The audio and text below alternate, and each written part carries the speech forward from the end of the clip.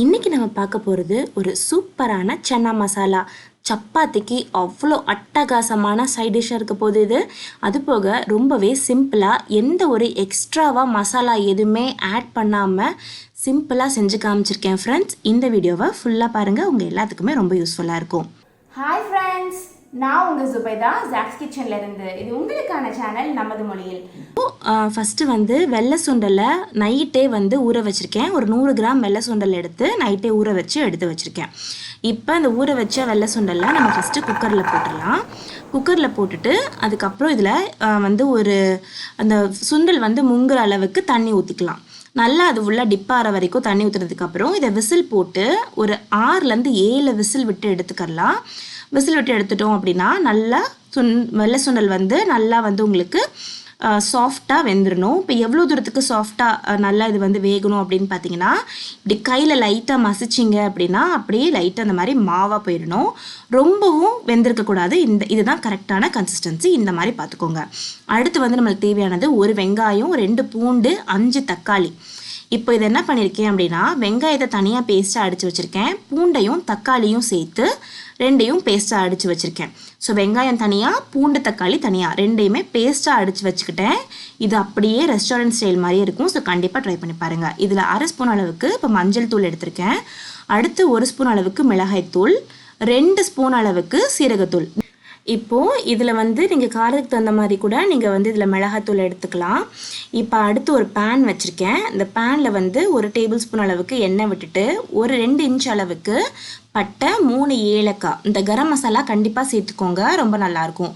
இப்போ அடுத்து அடித்து வச்சுருக்க வெங்காயம், ஒரு வெங்காயத்தை அடித்து வச்சுருக்கோம் இல்லையா, அதையும் சேர்த்துட்டு இப்போது இந்த வெங்காயம் வந்து நல்லா கலர் மாறணும். அந்த மாதிரி நம்ம அதை வந்து நல்லா வதக்கி எடுத்துக்கிறணும். ஏன்னா வெங்காயம் வந்து சரியாக வதங்கலை அப்படின்னா உங்களுக்கு வந்து ஒரு மாதிரி பச்சை வாடை அடிக்க ஆரம்பிச்சிரும். அதே மாதிரி கிரேவி வந்து ஸ்மூத்தாக இருக்காது, திரியாக இருக்கும். அதனால இப்போ பாருங்கள், நல்லா கலர் மாறி எண்ணெய்லாம் சைடில் வர ஆரம்பிச்சிருச்சு. இந்த அளவுக்கு வெங்காயத்தை வதக்கினதுக்கப்புறம் இதில் தக்காளி, பூண்டு 2யும் சேர்த்து பேஸ்ட்டாக அரைச்சி வச்சுருக்கோம் இல்லையா, இதையும் இதில் சேர்த்துட்டு நல்லா இதை வந்து நம்ம வதக்கி எடுத்துக்கலாம். இதை வதக்கி சைட்லேருந்து நல்லா இந்த மாதிரி எண்ணெய் பிரிஞ்சு வர அளவுக்கு நல்லா இதை நம்ம வந்து வதக்கி எடுத்துடணும். எந்த ஒரு கிரேவியுமே ரொம்ப நல்லா டேஸ்ட்டாக இருக்கணும் அப்படின்னா அதுக்கு குக்கிங் டைம் வந்து ரொம்பவே இம்பார்ட்டண்ட். இது நல்லா நம்ம நல்லா சமைச்சு குக் பண்ணும்போது ரொம்பவே நல்லாயிருக்கும். இப்போ அடுத்து நம்ம எடுத்து வச்சுருந்த நார்மல் மசாலா எல்லாத்தையுமே அதில் சேர்த்துடலாம். சேர்த்துட்டு இப்போ பாருங்கள், நல்லா இப்படி ஒன்று சேர்ந்தாப்பில் நல்லா இது வந்து வதங்கி வரணும். சைட்லலாம் அதோட எண்ணெய்லாம் பிரிஞ்சு வரணும். இந்த மாதிரி நம்ம வதக்கி எடுத்துக்கிறணும். இப்போ வந்து இந்த அளவுக்கு நல்லா இதை வந்து நம்ம வதக்கியாச்சு. இப்போ இந்த அளவுக்கு நல்லா கெட்டியாக ஒன்று சொன்னாப்பில் வந்ததுக்கப்புறம் இதில் நம்ம கொஞ்சமாக தண்ணி சேர்த்துக்கலாம். தண்ணி வந்து நம்மளுக்கு எவ்வளோ கிரேவி வேணுமோ அந்த அளவுக்கு நம்ம இதில் வந்து தண்ணி சேர்த்துக்கலாம். தண்ணி சேர்த்துட்டு எந்த ஒரு இப்போது அந்த மசாலா எல்லாம் நல்லா வந்து ஃபுல்லாக இதாகிற மாதிரி கலந்து விட்டுக்கலாம். இப்போ இதில் நம்ம சுவைக்கு ஏற்ப உப்பு சேர்த்துடலாம். ரொம்பவே சிம்பிளான கிரேவி. இப்போது கொதிச்சிட்ருக்க மசாலாவில் நம்ம வேக வச்சு எடுத்து வச்சுருக்க வெள்ளை சுண்டலையும் சேர்த்துடலாம். சேர்த்துட்டு இதை வந்து நல்லா உங்களுக்கு ஒன்று சொன்னாப்பில் சேர்ந்து கலந்து விட்டுருங்க.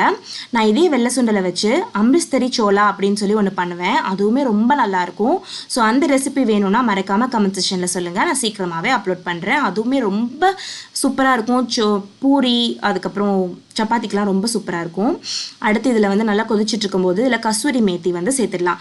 கசூரி மேத்தினா என்ன அப்படின்னு நிறைய பேர் கேட்குறீங்க. கசூரி மேத்தினா ஒன்றுமே இல்லைங்க, காய வச்ச வெந்தய கீரை, அவ்வளோதான். இதை சேர்த்துட்டு இது இல்லாதவங்க வந்து நார்மலாக நம்ம வந்து கொத்தமல்லி தழை கூட போட்டுக்கலாம். இப்போது இதை வந்து மூடி போட்டு ஒரு 5 நிமிஷத்துக்கு நல்லா வேக வச்சுட்டேன். ஒரு 2 பச்சை மிளகா ஜஸ்ட்டு லுக்குக்காக அதில் கிள்ளி போட்டு நான் 2ஆக வந்து கீரி போட்டிருக்கேன், அவ்வளோதான். மற்றபடி டேஸ்ட்டில் எந்த ஒரு டிஃப்ரென்ஸும் அதில் இருக்க போகிறது கிடையாது. இது எல்லாத்தையுமே வந்து நல்லா கலந்து விட்டு ஒரு 5 மினிட்ஸ் கொதிச்சதுக்கப்புறம் இது சுட சுட சப்பாத்தி பூரியோட சர்வ் பண்ணி பாருங்கள். எவ்வளோ தூரத்துக்கு சூப்பர் டேஸ்ட்டாக இருக்கும். அதே போக ரொம்பவே சிம்பிளான மசாலாஸ்லாம் நம்ம ரெடி பண்ணிட்டோம். ஸோ இந்த வீடியோ பிடிச்சிருந்ததுன்னா மறக்காமல் லைக் பண்ணிவிடுங்க. நம்ம சேனலை நீங்கள் இது வரைக்கும் சப்ஸ்கிரைப் பண்ணலைன்னா மறக்காமல் சப்ஸ்கிரைப் பண்ணிக்கோங்க. நான் இன்னொரு வீடியோவில் சந்திக்கிறேன். அது வரைக்கும் பாய் பாய்.